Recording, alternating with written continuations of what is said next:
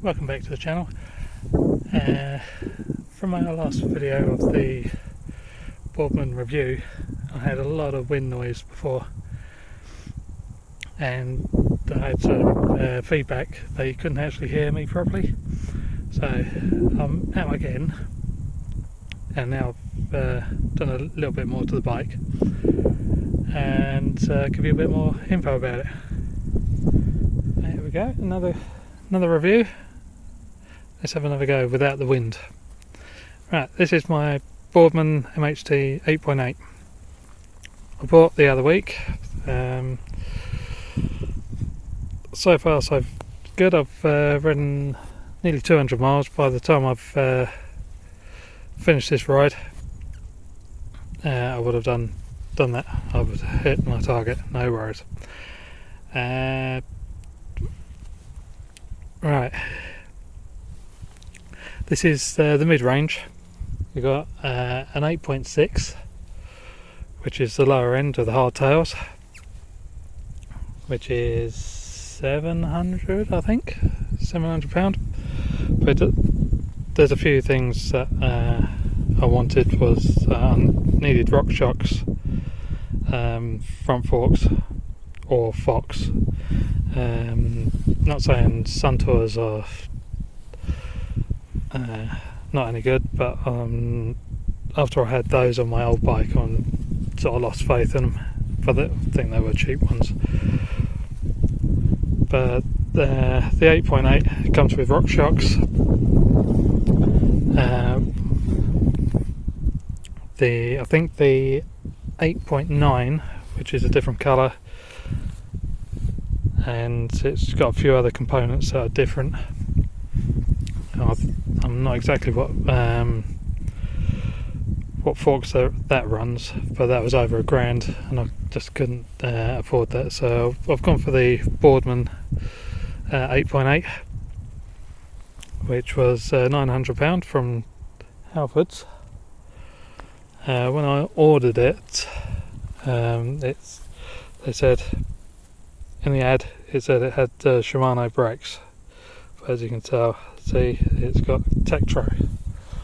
I'm not really too bothered about that because I had Tektro on my old bike and had no trouble with them whatsoever, so I do trust them.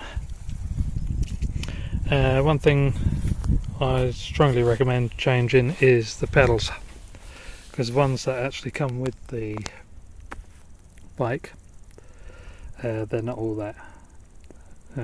So go for flats, or I've just changed these to SPDs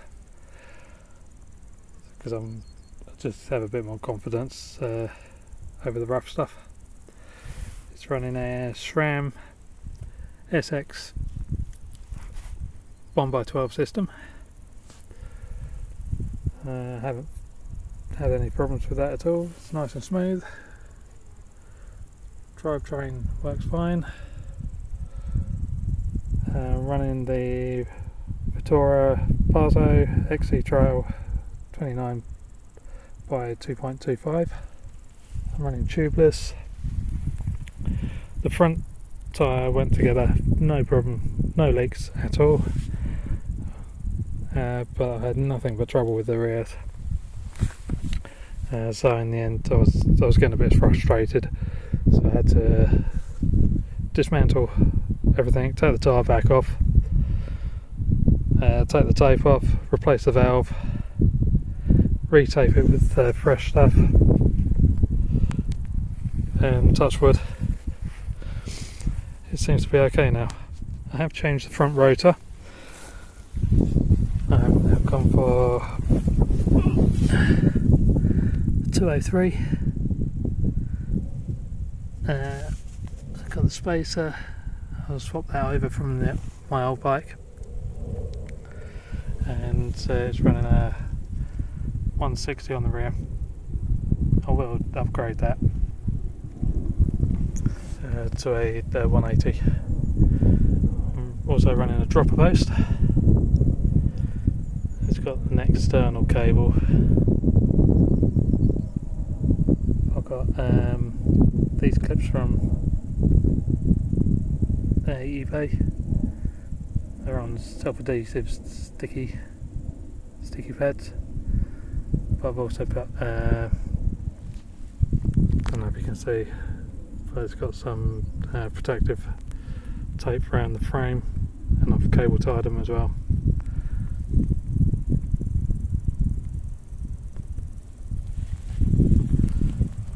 Got the lever there, all cable tied up nicely. Front mud guard.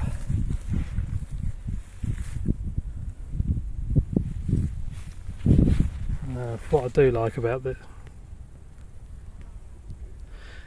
is all the welds are all smoothed over.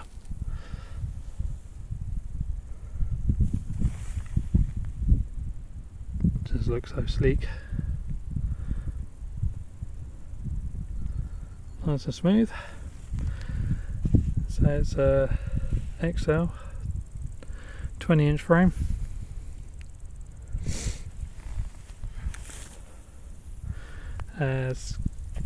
I do have a problem with the shocks at the moment, because you can see you got grease residue. It's not as bad as it was.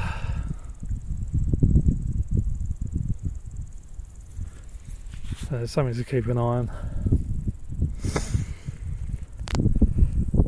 I don't want to take it back just yet. But yeah, that's my Boardman. Well impressed with it. I'll definitely give it a good 9 out of 10. It would have been 10 out of 10, but those shocks a little bit weepy. I might change my mind. And it's got the lockout. Oh yes, I've also got my mint sauce stem cap. That's been on my bike so far. Yeah, so hopefully you could hear me this time. That's my Boardman. Well impressed. Yeah, get a chance, give them a go. So I've got another Boardman at home, which is the hybrid. I've had no trouble with those at all, and the hardtails, brilliant. I just couldn't afford the full suspension, unfortunately. So I'm going to do another 5 miles that way. So I'll get to about 15 miles, then turn around and go all the way back. And I think my van's over there somewhere. It's quite a way away. It's about 10 miles away. Stunning view. I love it up here. Now, right, I'm gonna head off and then get back home and upload the video. Bye for now.